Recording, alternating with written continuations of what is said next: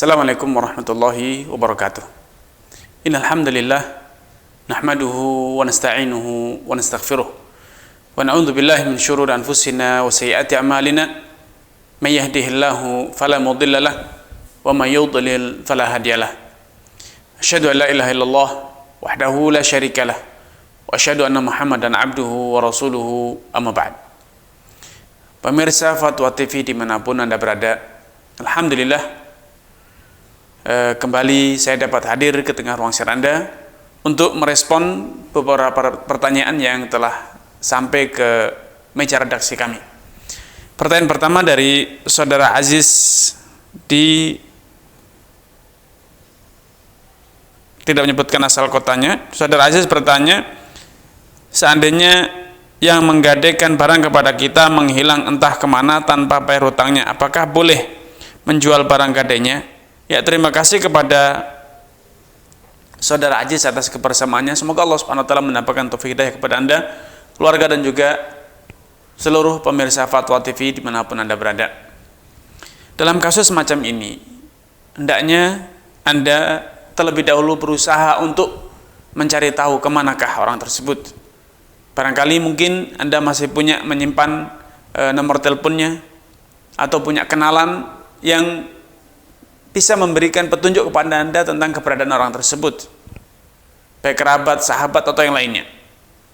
Kemudian ketika Anda berhasil menemukan, maka hendaknya Anda segera menghubunginya untuk meminta kejelasan tentang status hutang dan barang gadai.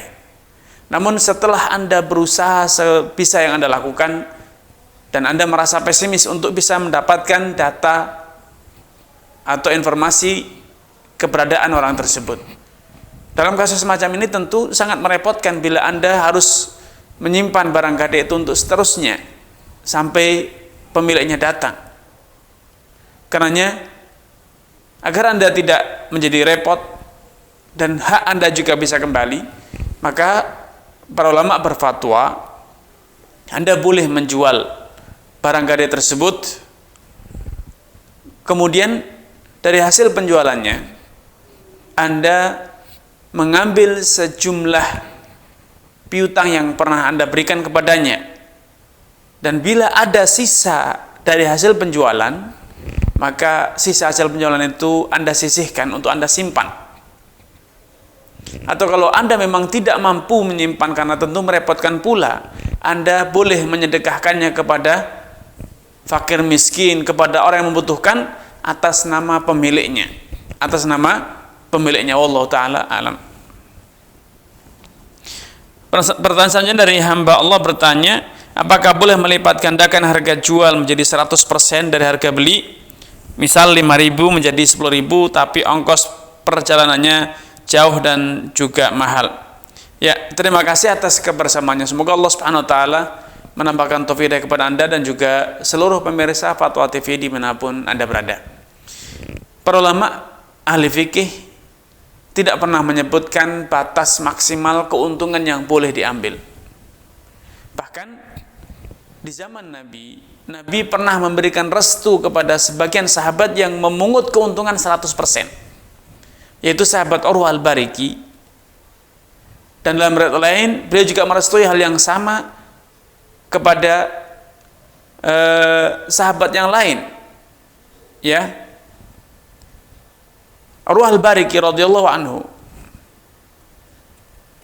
suatu hari diberi kepercayaan oleh Nabi untuk membeli 1 ekor kambing untuk hewan korban. Beliau dibekali dengan uang 1 dinar.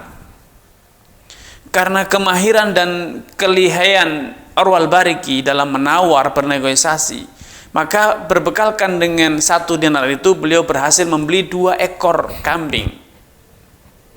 Namun karena Nabi hanya menginginkan 1 ekor, maka Urwah sebelum membawa pulang kambing yang diinginkan oleh Nabi SAW, beliau terlebih dahulu menjual salah satunya. Sehingga ketika beliau pulang mengantarkan kambing yang diinginkan oleh Nabi, beliau menyerahkan seekor kambing dan juga 1 dinar. Sehingga dalam kasus ini telah terjadi praktek mengambil keuntungan 100%. Kisah serupa juga diriwayatkan dari sahabat Hakim Ibnu Hizam radhiyallahu taala anhu. Beliau juga mengalami kasus yang serupa, diperintahkan membeli 1 ekor kambing, namun ternyata beliau membeli 2 ekor dan kemudian salah satunya dijual kembali dengan senilai 1 dinar. Sehingga dalam 2 kisah ini terjadi praktek pengambilan keuntungan sebesar 100%. Dan itu dibenarkan oleh Nabi SAW. Bahkan Nabi memberikan doa apresiasi, ya, mengapresiasi sikap keduanya dan mendoakan agar Allah Subhanahu wa taala memberkahi setiap transaksi mereka. Allahumma barik lahu fi safqati yadih. Ya Allah, berkahilah setiap transaksi yang dia lakukan. Inilah sebuah apresiasi dan sekaligus restu atas praktek mengambil keuntungan sebesar 100%. Karena memang secara prinsip dan secara dalil, selama perdagangan itu dilakukan secara transparan dan dijalankan secara atau dengan asas suka sama suka, antaradin, innamal bai'u antaradin, sejatinya perdagangan itu haruslah ditunaikan dengan asas suka sama suka, rela sama rela. Kalau itu telah terpenuhi transparansi dan juga atas dasar kerelaan kedua belah pihak, maka hukum asalnya halal. Adapun sebagian orang yang memberikan analisa bahwa keuntungan maksimal yang boleh itu adalah 30%, tidak boleh lebih. Ini adalah sebuah analisa yang wallahu ta'ala alam tidak memiliki dasar yang kuat. Yang ada hanya logika, ya, tapi dasar dari Al-Quran ataupun Sunnah ataupun ijma' para ulama tidak ditemukan. Dan logika ini, analogi ini nyata-nyata bertentangan dengan riwayat di atas, kisahnya Hakim bin Hizam dan Urwah al-Bariki radhiyallahu ta'ala anhuma, dan juga bertentangan dengan hukum asal atau kaidah asal dalam perniagaan Islam, yaitu hukum asal dalam perniagaan itu adalah halal. Wallahu ta'ala a'lam. Pertanyaan selanjutnya dari saudara Awaluddin di Sinjai, bertanya, jika dalam interview ada kebohongan, lalu bagaimana status gajinya terkait memakai fasilitas kantor, misalnya internet, wifi, atau HP kantor dipakai melamar pekerjaan secara online, sementara pihak kantor tidak mengizinkan? Kalau itu haram, bagaimana hukum pekerjaan yang didapatnya, apakah halal atau haram? Ya, terima kasih kepada saudara Awaluddin di Sinjai atas kebersamaannya. Semoga Allah Subhanahu wa taala menambahkan taufik hidayah kepada Anda, keluarga, dan juga seluruh pemirsa Fatwa TV dimanapun Anda berada. Keharaman suatu hal, suatu amalan, itu bisa jadi haram karena memang amalan itu haram secara zatnya, secara fisiknya. Ya, misalnya mencuri haram, maka hasilnya pun pasti haram. Merampok haram, hasilnya pun pasti haram. Ya. Kemudian misalnya korupsi, itu juga haram, hasilnya pasti haram. Jual beli khamr haram, hasilnya juga haram. Memproduksi barang-barang yang haram, hasilnya pun haram. Menjual anjing, kucing, itu haram hasilnya. Nabi SAW bersabda, atau Jabir bin Abdullah radhiyallahu ta'ala anhu an-nabi meriwayatkan bahwa zajaran Nabi SAW an thamanil kalbi wasinnaur. Nabi mencela hasil penjualan anjing dan kucing. Dalam riwayat lain Nabi SAW bersabda, innallaha idza harrama ala qaumin akla syai'in harrama alaihim thamanahu. Harrama alaihim thamanahu. Allah Subhanahu wa taala bila mengharamkan suatu hal atas suatu kaum, niscaya Allah mengharamkan pula hasil penjualannya. Namun hal yang kedua, model kedua, suatu tindakan, suatu amalan yang haram, tetapi bukan karena pekerjaan itu haram, tetapi karena dilakukan secara tidak baik. Jual beli itu halal, tapi ketika dalam unsur jual beli Anda melakukan manipulasi, curang, misalnya mengurangi timbangan, atau Anda tidak transparan, atau Anda melakukan transaksinya dengan cara-cara yang keji, yaitu melampaui penjualan saudara Anda, melangkahi, menyerobot penjualan atau pembelian saudara Anda. Jual belinya halal, tetapi Anda melakukan jual belinya dengan cara-cara yang tidak terpuji. Maka dalam kasus semacam ini, dalam harta yang Anda dapat telah bercampur antara yang hak dan yang batil, antara yang halal dan yang haram. Makanya dalam kasus semacam ini, Anda harus memilah seberapa persenkah komposisi atau peran tindakan curang Anda. Andai Anda melakukan perdagangan dengan jujur, tidak mengurangi timbangan, berapa Anda dapat? Dan ketika Anda melakukannya dengan cara curang, berapa Anda dapat? Selisih dari kedua itulah yang Anda harus salurkan. Anda kembalikan kepada yang berhak menerimanya, kepada customer yang Anda tipu, atau kepada orang yang haknya Anda rampas. Ya.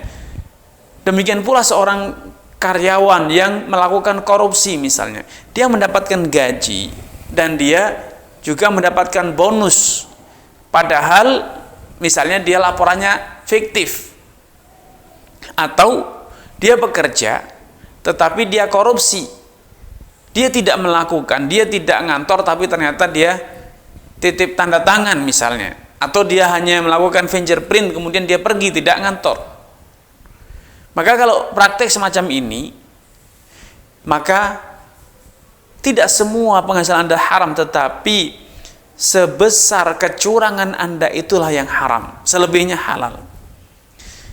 Dalam kasus yang Anda tanyakan, ketika Anda melakukan pelamaran kerja dengan cara-cara yang tidak terpuji, misalnya menipu, misalnya menyuap, atau Anda menggunakan fasilitas kantor yang harusnya tidak boleh Anda gunakan untuk melakukan itu, maka dalam kasus semacam ini Anda harus memilah apakah Anda mampu menerima job tersebut, menjalankan job tersebut atau tidak. Kalau memang Anda memiliki skill dan Anda mampu menjalankan tugas tersebut, menjabat pekerjaan tersebut, maka hasil pekerjaan Anda halal. Tetapi karena cara Anda mendapatkan pekerjaan itu dengan cara-cara yang curang, dengan cara-cara yang tidak terpuji, maka bercampurlah penghasilan Anda dengan antara yang halal dan haram. Anda harus mengganti rugi biaya misalnya wifi ataupun telepon, atau mungkin kertas kantor Anda yang Anda gunakan untuk melamar kerja. Atau kalau Anda melakukan penipuan atau manipulasi data, maka Anda harus lihat bahwa betulkah Anda memiliki kapabilitas untuk menjalankan tugas. Kalau memang Anda betul mampu, tapi kalau tidak, maka karena praktek yang kotor, suap menyuap yang ada di masyarakat, akhirnya bisa jadi Anda tidak direkrut, padahal Anda mungkin yang berhak, atau mungkin bahkan paling yang berhak. Maka akhirnya Anda menyuap. Maka di sini Anda harus bertobat kepada Allah, walaupun hasilnya Anda halal, tapi itu bercampur dengan dosa.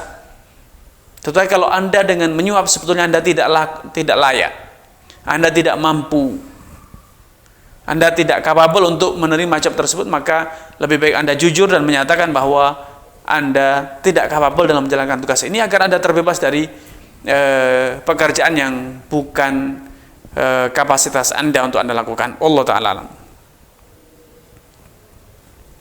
Pertanyaan selanjutnya dari saudara Abdurrahman bertanya, halal atau haramkah harta temuan seperti jagung yang telah menjadi batu? Ya, terima kasih kepada saudara Abdurrahman atas kebersamaannya. Semoga Allah Subhanahu wa taala menambahkan taufik hidayah kepada Anda, keluarga, dan juga seluruh pemirsa Fatwa TV dimanapun Anda berada. Barang-barang yang remeh-temeh, sebutir mangga, atau mungkin sebutir kurma yang terjatuh di pinggir jalan, atau mungkin sebuah salak yang jatuh di pinggir jalan, sebuah belimbing yang jatuh dari pohonnya Anda ambil. Para ulama menjelaskan bahwa hal yang remeh-temeh semacam ini halal untuk Anda gunakan, karena kalau tidak diambil maka itu akan terabaikan dan mungkin bisa busuk, tidak ada yang memanfaatkannya. Dahulu Nabi SAW suatu hari mendapatkan satu korma di pinggir jalan. Kemudian beliau pungut korma tersebut. Dan beliau bersabda, laula annaha takunu minas sadaqah la akaltuha. Andai aku tidak khawatir kalau sebiji korma ini berasal dari korma sedekah, aku akan memakannya. Karena memang Nabi tidak halal untuk makan sedekah. Sehingga andai itu betul-betul bisa dipastikan itu bukan korma sedekah, Nabi akan memakannya. Ini menjadi dasar para ulama untuk menfatwakan bahwa barang-barang yang tawafih, yang remeh-temeh, kalaupun kemudian nanti ketahuan siapa pemiliknya, dia secara tradisi masyarakat luas biasanya akan saling toleransi, saling memaafkan, ya. Kalau seperti itu kondisinya, maka halal Anda gunakan. Namun kalau ternyata barang itu barang yang memiliki nilai sehingga pemiliknya mencari-cari barang tersebut, mengharapkan agar barangnya bisa kembali, maka Anda tidak boleh memanfaatkan atau menggunakannya. Anda harus mengembalikan kepada pemiliknya dengan cara pertama diumumkan selama 1 tahun. Kalau tidak ada yang mengaku dan bisa membuktikan bahwa itu barang miliknya, barulah Anda boleh menjualnya untuk dan kemudian memanfaatkannya atau memanfaatkan secara langsung. Apalagi kasus yang ditanyakan adalah barang-barang yang sudah mungkin ratusan tahun atau lebih sehingga telah menjadi fosil, ya. Maka dalam seperti ini, maka itu termasuk barang yang halal untuk Anda gunakan. Wallahu taala a'lam.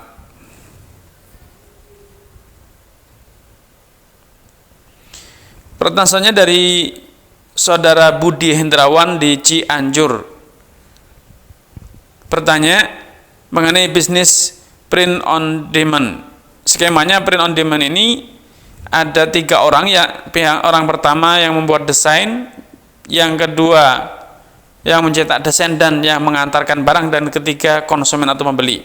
Kita hanya membuat desain dan mengiklankan, pihak pencetak mempersilahkan berapapun komisi yang ingin didapat. Apa hukumnya?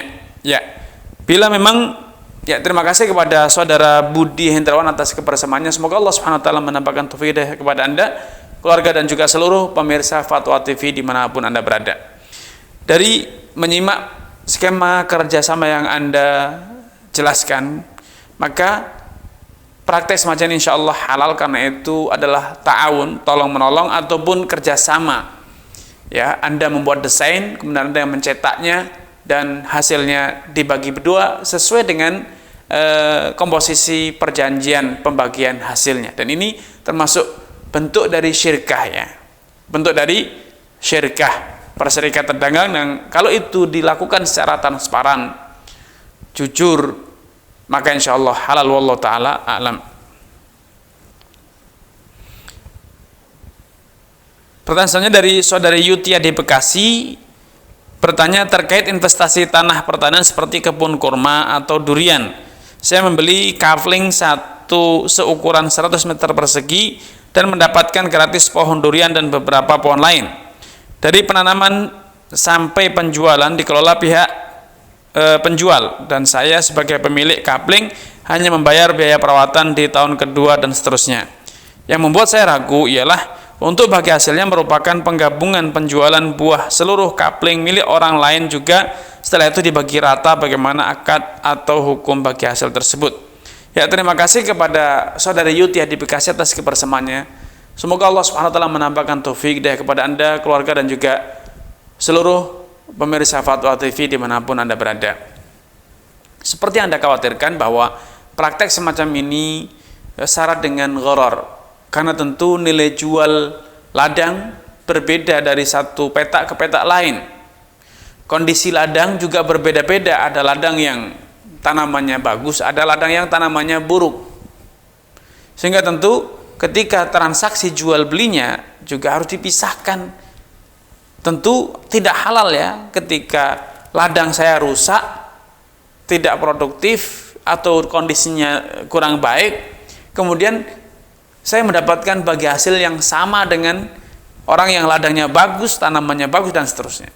Kemudian yang kedua, dari praktek yang sering saya temukan atau sering saya dengar dari konsultasi masyarakat perihal praktek-praktek semacam ini seringkali prakteknya masih syarat dengan gharar. Kenapa demikian? Karena investor diberikan jaminan bahwa dia pasti mendapatkan bagi hasil, ya, safety, tidak ada opsi rugi. Ya, tentu ini skema kerjasama yang tidak sesuai dengan konsep syariah. Wallahu taala a'lam.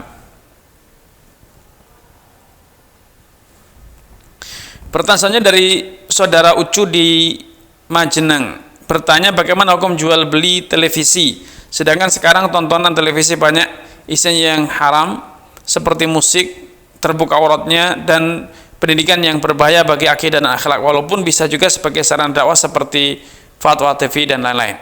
Ya, terima kasih kepada saudara Ucu atas kebersamaannya. Semoga Allah Subhanahu wa taala menambahkan taufik hidayah kepada Anda, keluarga, dan juga seluruh pemirsa Fatwa TV. Para ahli fikih telah menggariskan satu kaidah yang berbunyi al-ibratu bil ghalib la lin nadir. Acuan dalam menilai suatu masalah, menghukumi suatu masalah itu adalah berdasarkan mayoritasnya, berdasarkan kondisi mayoritas. Kalau kita telusuri mayoritas pengguna televisi untuk apa? Apakah menggunakannya untuk yang halal atau yang haram? Maka bila terbukti bahwa mayoritas pengguna televisi untuk halal yang tidak dibenarkan secara aturan syariat, nonton film, nonton video, nonton musik, dan lain sebagainya, menonton hal yang tidak dibenarkan secara aturan syariat, maka hukum asal menjual belikan alat-alat elektronik semacam ini tidak dibenarkan secara aturan syariat, karena itu termasuk dalam ta'awun 'alal itsmi wal 'udwan, tolong menolong dalam perbuatan dosa dan permusuhan, sampai dipastikan bahwa customer Anda akan menggunakan barang yang Anda jual itu untuk hal yang mubah, apalagi hal yang dianjurkan, seperti membeli televisi untuk digunakan menyimak konten-konten yang syar'i, seperti Anda memutar Fatwa TV atau stasiun-stasiun televisi yang lain yang tidak mengandung unsur-unsur yang diharamkan secara syariat. Allah taala alam.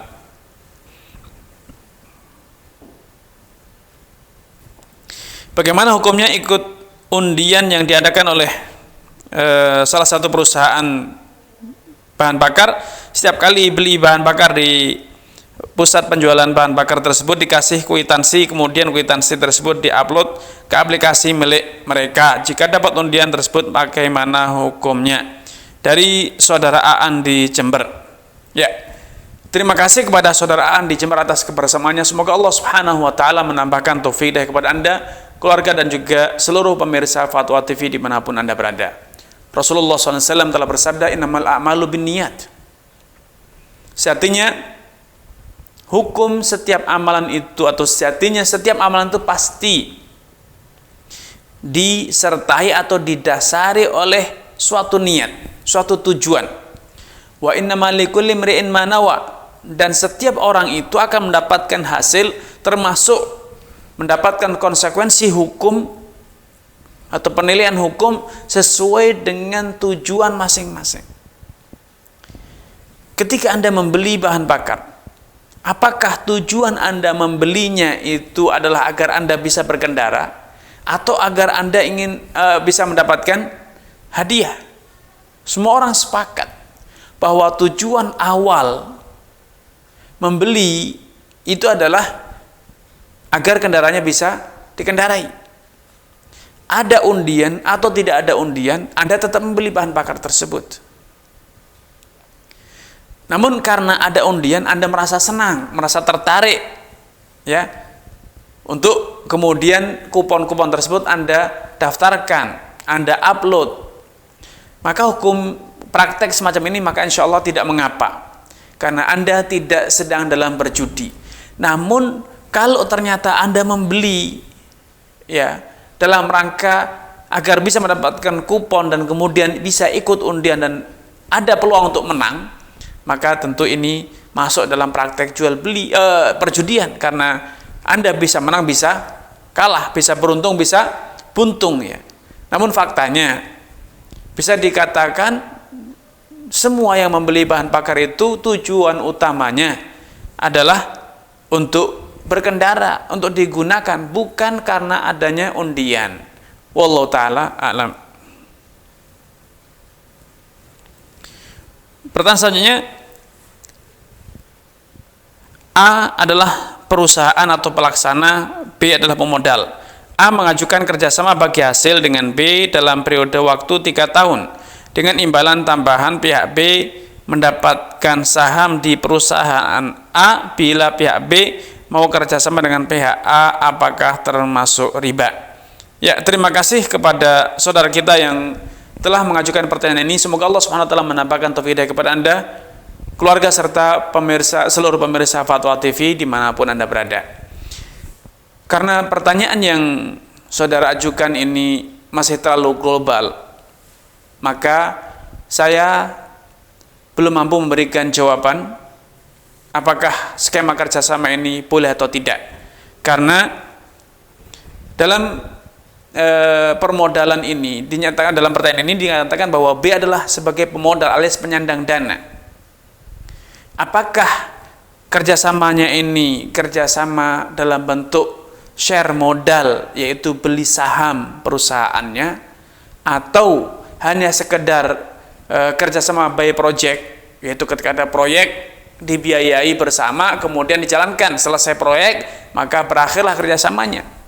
Dalam pertanyaan ini tidak disebutkan kondisi seperti apa. Kemudian juga tidak disebutkan kalau ternyata terjadi kerugian, apa konsekuensinya.